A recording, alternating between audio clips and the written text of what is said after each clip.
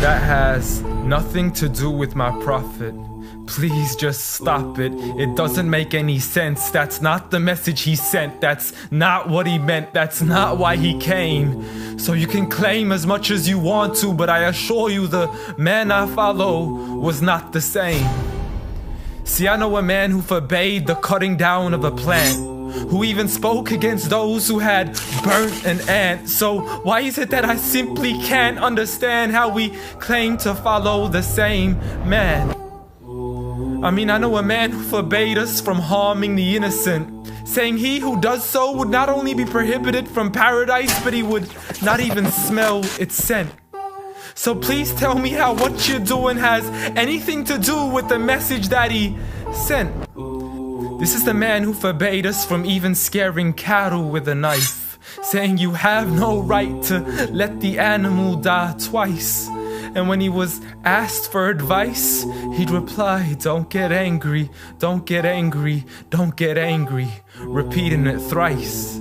See, I know a man who called to patience first, even to those who had treated him the worst. And when he was asked to invoke Allah's wrath, he said, I was not sent to curse, but rather as a mercy to the earth. Matter of fact, the entire universe, meaning everything that was made. See, this is a man whom the clouds would rush to shade, a man to whom the trees would sway and the birds would flock to seek his aid. For they knew he was a man of justice, a man who would never betray, a man who could be trusted even by those who had wanted him slain. See, Anas bin Malik served him for 10 years and not once had he heard him complain.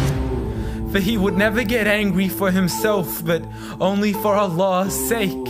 And he never responded to evil with evil, but rather he pardoned and forgave. For had he been harsh-hearted, the people would have ran away. So what is it that we still don't understand when we claim to follow Islam, yet we fail to follow this man? I mean, I know a man who was so caring and compassionate, who said that there is a reward in serving all things that are animate. In other words, everything that breathes, whether it be the animals, the trees, and every single human being. I mean, if Allah called him Rahmatan lil Alameen, how dare you call him anything else that contravenes? See, this is a man who said that the Muslim was he who is soft, simple, and lenient. A man who taught us himself to be cautious from falling into extremism. See, he was never given two choices except he chose that which was easiest. Not for himself, but for his people and their convenience. See, I know a man who advocated for the freedom of the slaves. A man who taught us that the Muslim is the one from whom the people are safe. Not only from his hands, but even from the words that he says. See, this is a man who would never mock, mimic, nor ridicule, nor would he ever publicly rebuke an individual. This is the man I follow, so forgive me if this sounds unusual. But the man I know was so much more handsome, so beautiful. A man who taught kindness to the neighbors, who taught us to serve others without expecting back any favors, to spread peace to those we know and even to the strangers, to walk with humility and to simply ignore the haters. But nevertheless, I know a man who still taught us to stand up for the oppressed.